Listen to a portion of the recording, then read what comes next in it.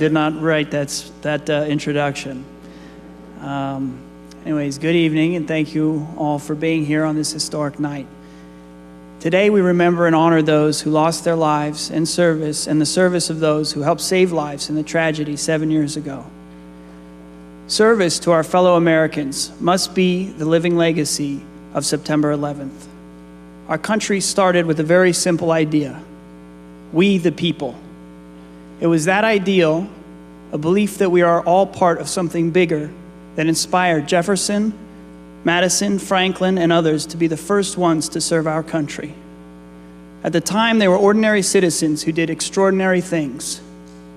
I am honored to be here tonight, along with the many distinguished guests, including our presidential candidates, to thank many of you for the extraordinary things you do every day to continue that fine tradition of service.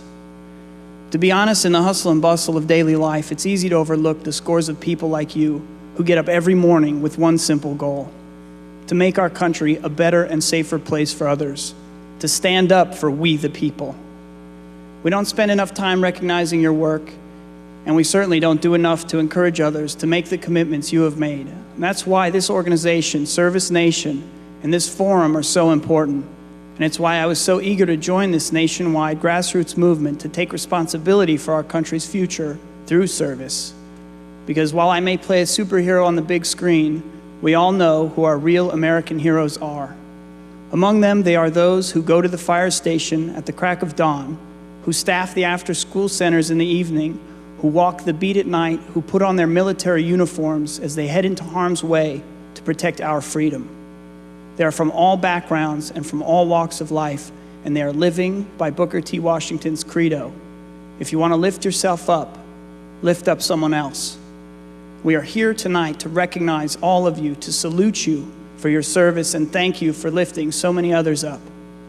I know that what you do is not always easy, but it certainly must be rewarding to know that you are making a difference and doing extraordinary things.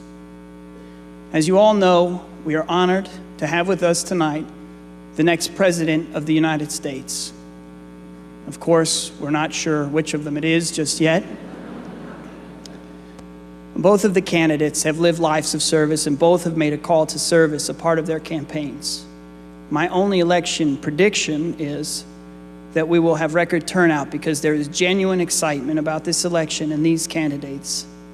And it's thrilling to see so many people get involved. But we can't go back to cruise control after November. Loving your country is not just about supporting a candidate. It's about serving a cause that is bigger than you, a cause that is bigger than this election, bigger than this generation. I remember all too well my first trip to New York City and to Ground Zero soon after 9/11 shook our nation.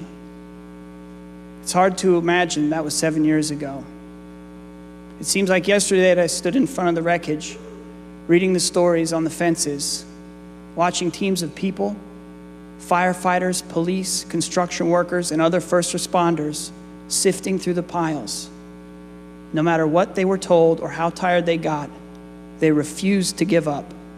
We must never give up this cause for service. Thank you all for being a part of this forum and for helping lift up the country we love. And in conclusion, I'd like to take a moment to recognize all of the leaders and service members, past and present and future, for their extraordinary work. Let's give them a round of applause.